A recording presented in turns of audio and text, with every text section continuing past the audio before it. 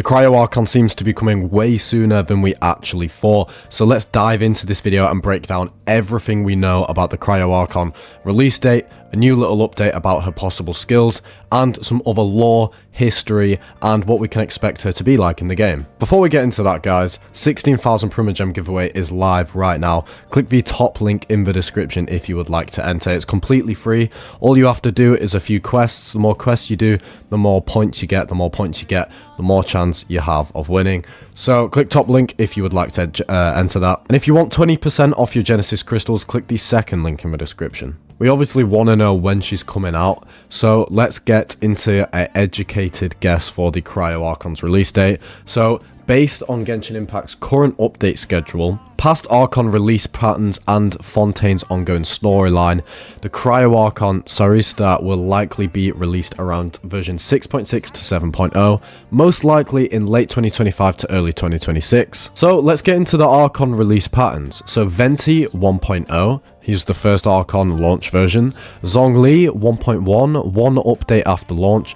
And now here's when things shift, obviously, because the game slows down more. They were pumping out a lot of content at the start. Raiden Shogun 2.1, Nahida 3.2, Farina 4.2, and also Mavuika was 5.3. So with a pattern analysis, every Archon after Venti has been released 1 to 2 updates after their region debuts usually, or a little bit longer. So let's get into the pattern analysis. Every Archon after Venti has been released 1 to 2 updates after their region debuts.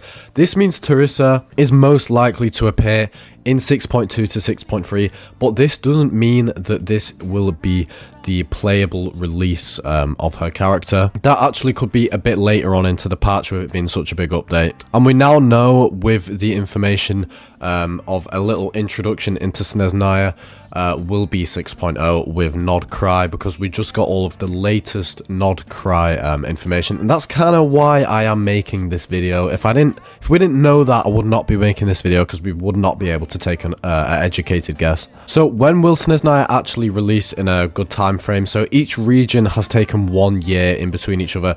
Sumeru 2022 August, Fontaine 2023 August, Natlan August 2024. Snezhnaya could be August 2025. Let's break down the full conclusion of the release dates.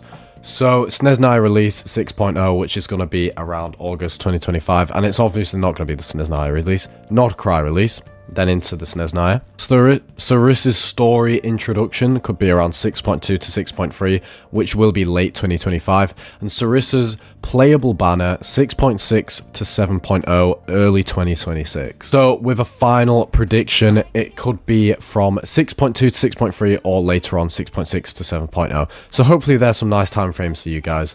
Okay guys, so now we're going to get into some general information before we get onto her skills with Tsaritsa. So her name is obviously the Tsaritsa, and that is actually her title.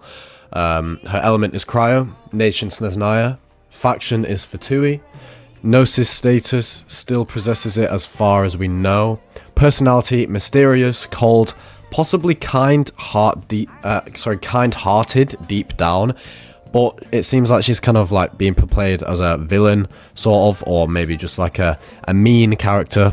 Her goal is to overthrow Celestia and reshape Teyvat. Here are some key facts that you need to know if you don't know them, and theories as well.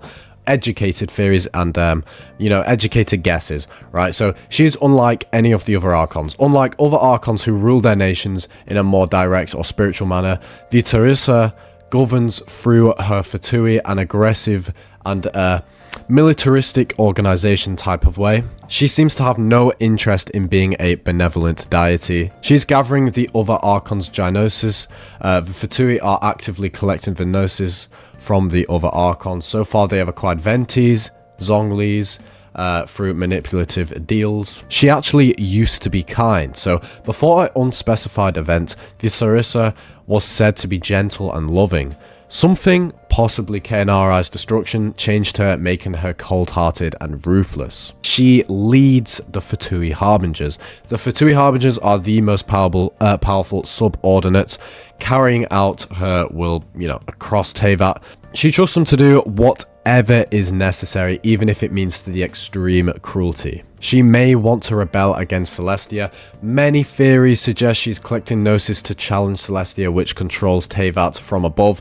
Some believe she sees the Fatui's cruel actions as a necessary evil to bring peace. Snezhnaya is under her strict rule. Snezhnaya is described as a cold, militant nation. However, citizens remain loyal, believing her rule is for their ultimate benefit. So maybe when we're introduced to Snezhnaya, we're going to have to sneak in, go with a sneaky approach, and maybe we'll get found. That's an idea. She is possibly the strongest Archon. Dottore, a Fatui Harbinger, mentioned that if Tsaritsa wanted to, she could completely erase Mondstadt in an instant. Her raw power is implied to be immense. Now, hopefully this translates into the game as well, and it's not just the lore, because if this happens in the game, it's going to be a nice, cool character to have. She might have ties to Piero, the first Harbinger.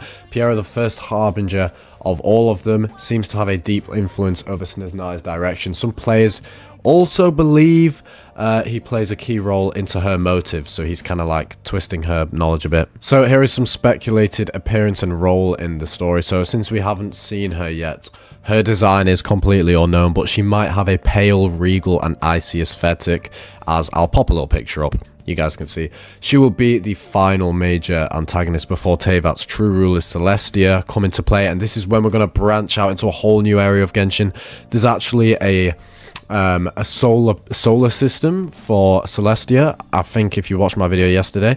So we're going to be introduced into whole new planets, guys. Teyvat's not just the whole thing. So if her true goal is to save Teyvat, she could eventually become an ally, not an alloy.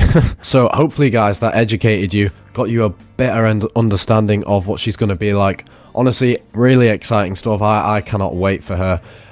It seems like this is when Genshin could have its third bam, like go crazy. Okay, here we are. We're about to get into her skills. So, according to past info, and I'll pop it up on the screen, this is by Blair. Don't want to say what's next to it because of the video, but from Blair, okay? According to past info, Tsaritsa divides her emotions into two personalities. An example is the Hantengu from Demon Slayer. She is a god with no love left for her people. That's what it also says. And that's from Blair. So what we can take from this, we already know that she's going to be a very mean character, aggressive character. No heart, no remorse. So could her emotions be played into a skill?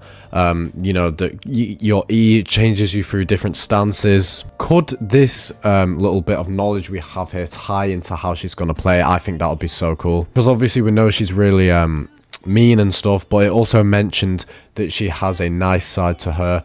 So could this change the way she plays when she changes through this different stance? Blair also noted that there is possibility that this could be linked to how she plays. Okay, guys, thank you so much for watching the video. I really hoped you enjoyed this rundown of the Cryo Archon and Tsaritsa. I think she's going to be amazing, and I want to hear your guys' thoughts. Click the comment section below. Let me know what you think. Like the video, subscribe, and I'll see you in the next one.